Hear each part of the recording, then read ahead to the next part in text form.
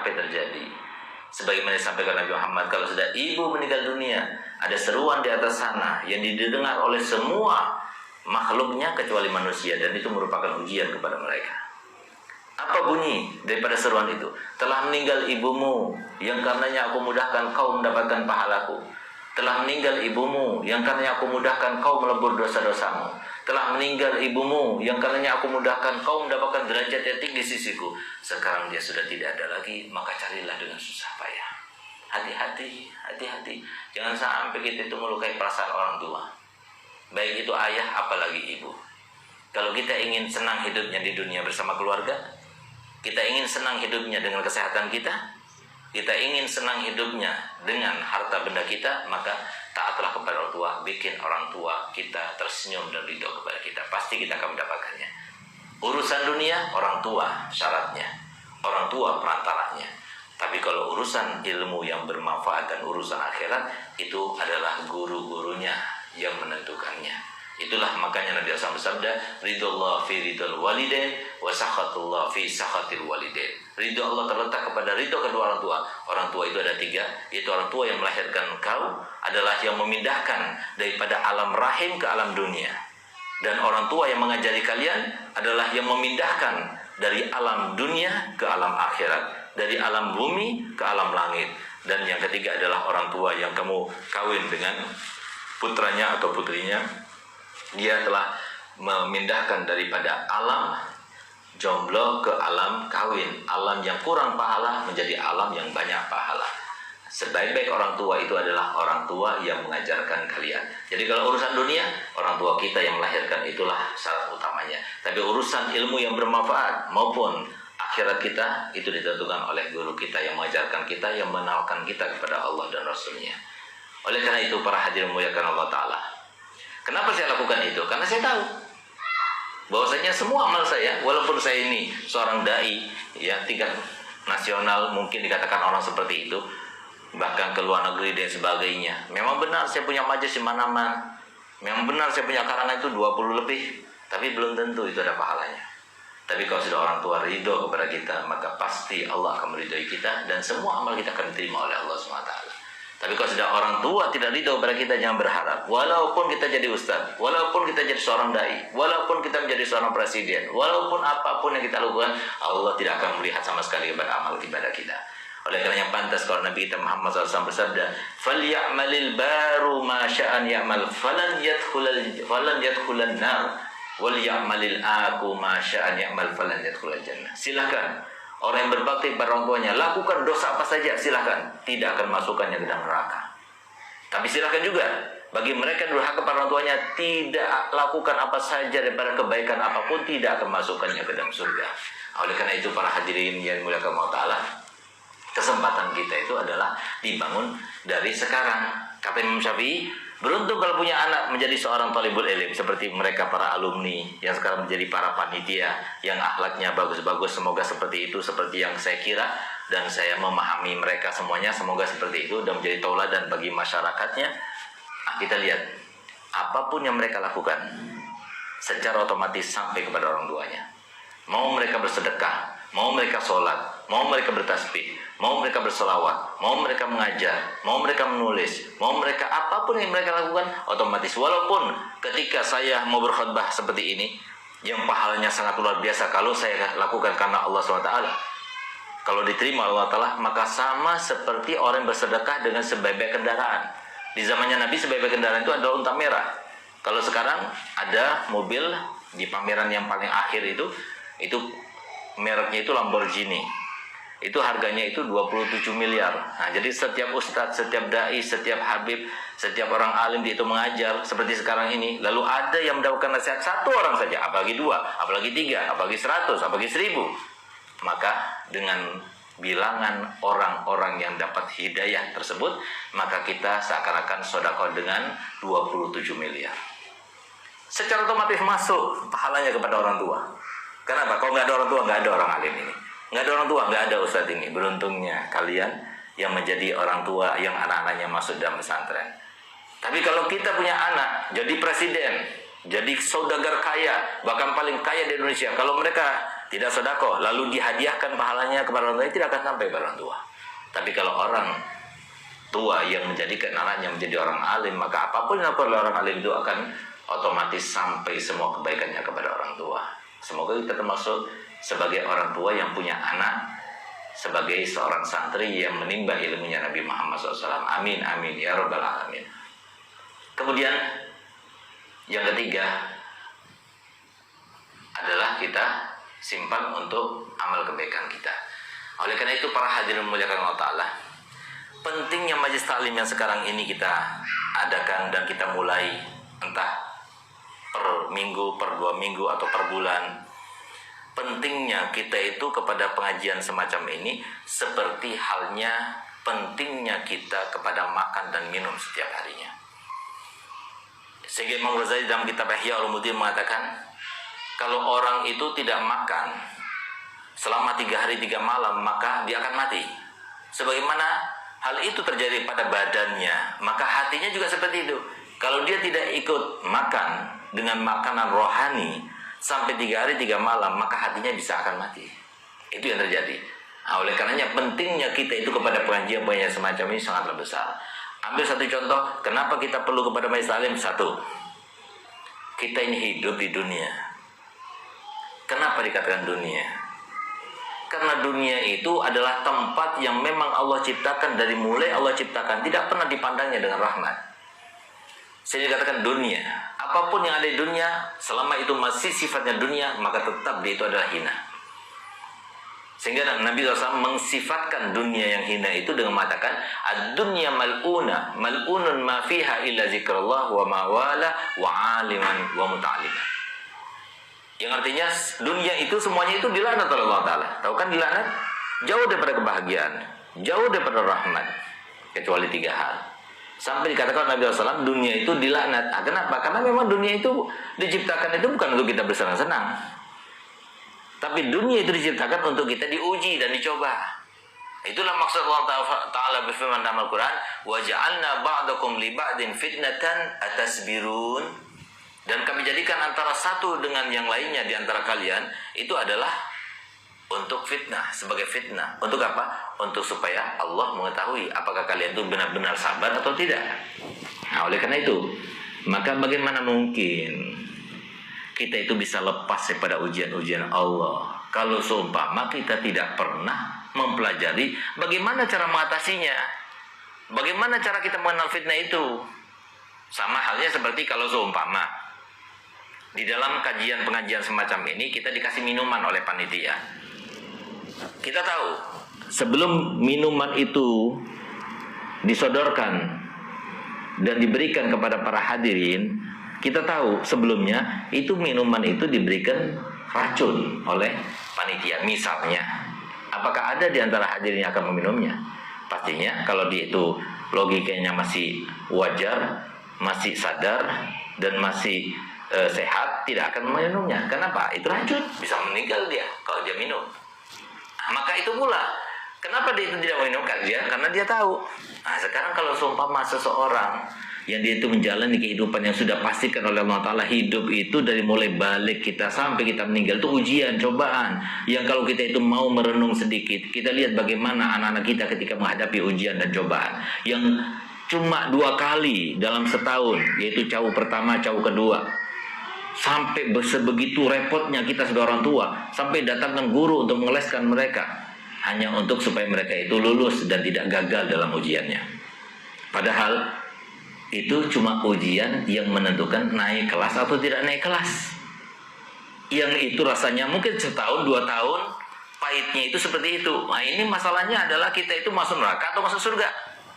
Sedangkan ujian yang akan kita alami bukan seperti ujian yang dialami oleh anak kita, yang mereka itu sampai melembur, yang mereka itu sampai belajar, yang kadang-kadang kita itu tidak membangunkan mereka ketika sholat subuh. Justru kita bangunkan mereka bukan untuk sholat subuh, tapi untuk supaya mereka sinau, supaya mereka tidak gagal dalam ujiannya. Nah, itu coba lihat, padahal ujian kita itu bukan datangnya setahun 2 kali, bukan sebulan 2 kali, bukan seminggu 2 kali, bukan sehari 2 kali. Setiap hari kita ujian, setiap waktu kita ujian.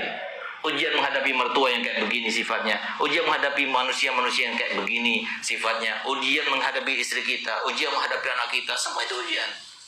Untuk kita kalau tertimpa musibah sabar atau tidak? Untuk kita ketika kita mendapatkan nikmat kita bersyukur atau tidak? Nah, itulah kehidupan kita. Bagaimana mungkin dia itu akan sabar? Bagaimana mungkin dia itu akan lulus? Dia nggak tahu caranya.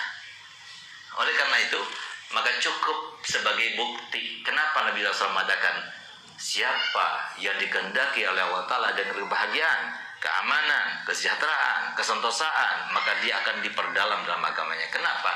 Karena semua harapan kita itu dari mulai A sampai Z, ingin mendapatkan harta benda yang melimpah yang banyak, ingin mendapatkan kebahagiaan, ingin mendapatkan kesehatan, ingin mendapatkan keamanan, ingin mendapatkan kesentosaan, ingin mendapatkan pengaruh, ingin mendapatkan kemuliaan. Semua itu siapa yang memberikannya? Adakah pejabat yang memberikan? Adakah orang tua yang memberikan?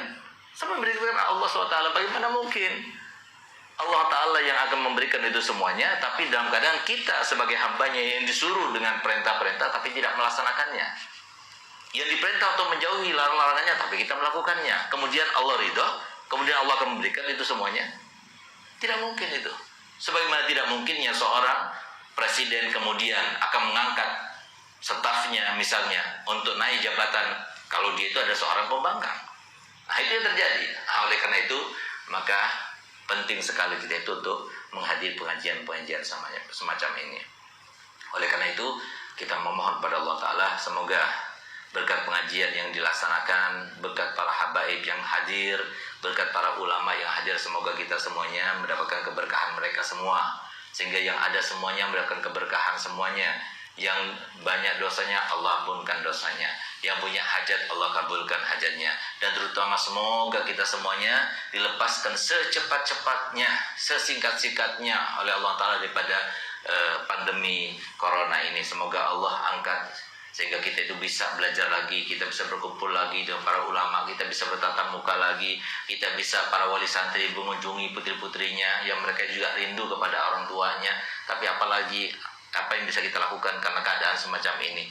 Ya Allah, jadikanlah kami semuanya yang hadir di tempat ini, ya Allah, termasuk yang Engkau berikan kenikmatan tentunya.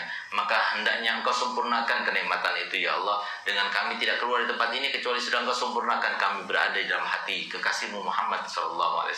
Kami termasuk yang bermimpi kekasih Muhammad SAW, termasuk yang berkumpul dengan kekasih Muhammad SAW di dunia sebelum di akhirat, termasuk yang membanggakan, termasuk yang membahagiakan, termasuk yang dirindukan oleh kekasih Muhammad SAW.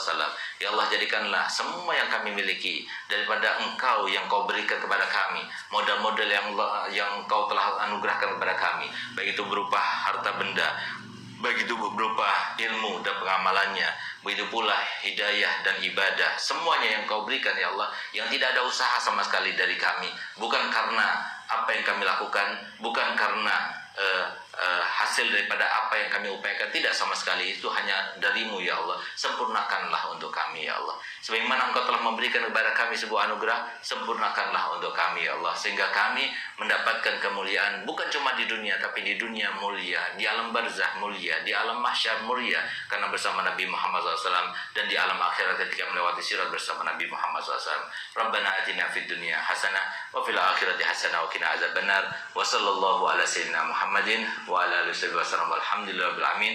Sekali lagi sebelum saya akhiri, saya mohon maaf yang sebesar-besarnya atas ketidakhadiran saya, dan semoga antum memaafkan kami karena saya sangat berat sudah janji dengan antum semuanya, tapi ternyata kami tidak bisa hadir. Dan saya ucapkan terima kasih kepada para donatur, kepada para panitia, dan kepada para pejabat yang telah mengizinkan acara ini. Semoga Allah yang membalasnya, karena kami sangat bahagia dengan pertemuan dan acara ini. Maka semoga Allah membahagiakan mereka semuanya yang punya andil, dan semoga diberkati hartanya, diberikan kesehatan untuk mereka semuanya. Dan akhirnya sebelum saya tutup, saya akan memberikan sebuah kenang-kenangan ijazah salawat busyra.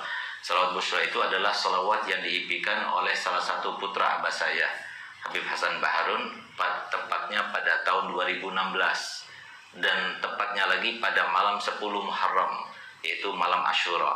Nah, di saat itu dia bermimpi Nabi SAW, lalu Nabi SAW mengajarkan salawat. Subhanallah, begitu dia bangun dari tidurnya, dia sudah hafal. Dan kata Nabi SAW dalam mimpinya itu, barang siapa yang baca salawat busyra sebanyak 41 kali habis sholat subuh, sama seperti hasiatnya, bukan sama seperti pahalanya ya, hasiatnya itu sama seperti hasiat baca Yasin sebanyak 41 kali dalam mengabulkan hajat, mudahkan urusan, menggapai segala harapan, melapangkan segala kesulitan, dan menghindarkan diri daripada hal-hal yang menakutkan atau mengkhawatirkan kepada kita semuanya. Ini sangat mujarab, hampir katakan setiap minggu itu ada saja seorang kiai, seorang yang berpengaruh, seorang yang soleh yang datang kepada saya, bahkan ada yang bermimpi Nabi SAW untuk minta ijazah salat itu kepada kami. Jadi saya akan berikan ijazah secara langsung, kami akan berikan pada antum semuanya. Dengarkan, lalu diulangi, diikuti, lalu kemudian setelah itu saya akan ijazahkan. Bismillahirrahmanirrahim. Allahumma salli wa sallim ala sayyidina Muhammadin sahibil busyra salatan tubashiruna biha wa ahlana wa auladana wa jami'a masyaikhina wa muallimina wa talabatana wa talibatina min yaumina hadza ila yaumil akhirah.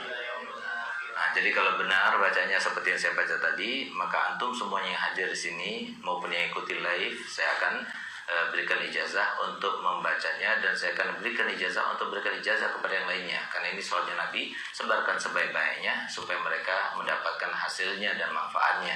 Dan sebelum diterima ijazahnya, bulan Maulid tahun kemarin itu ada orang soleh yang dia itu melihat Nabi SAW itu senang, gembira, bahagia ketika salawat ini dibacakan dengan nada tibil qulub.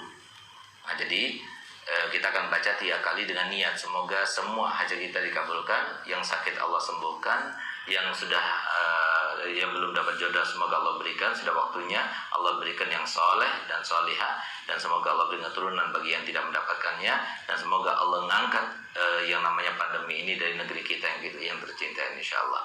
Bismillahirrahmanirrahim. Kita baca 3 kali. Allahumma sholli wa sallim ala sayyidina Muhammadin sahibil busyra salatan tubashiruna biha wa ahlana wa auladana wa jami'a masyaikhina wa muallimina wa talabatana wa talibatina min yaumina hadza ila yaumil akhir. Allah Allah Allahumma salli wa sallim ala sayyidina Muhammadin sahibil busyra salatan tubashiruna biha wa ahlana wa auladana wa jami'a masyaikhina wa muallimina wa talabatana wa talibatina min yaumina hadza ila yaumil akhirah. Allahumma sholli wa sallim ala sayyidina Muhammadin sahibil busyra salatan tubashiruna biha wa ahlana wa auladana wa jami'a masyaikhina wa muallimina wa talabatana wa talibatina min yaumina hadza ila yaumil akhirah. Jadi kalau benar bacanya seperti itu, antum semua yang dari sini akan berikan ijazah, dan akan berikan ijazah untuk memberikannya kepada yang lainnya, dengan syarat jangan dijual belikan karena ini sholatnya Nabi takut ketulak. Ayo sama-sama kita jawab, saya terima ijazahnya Habib.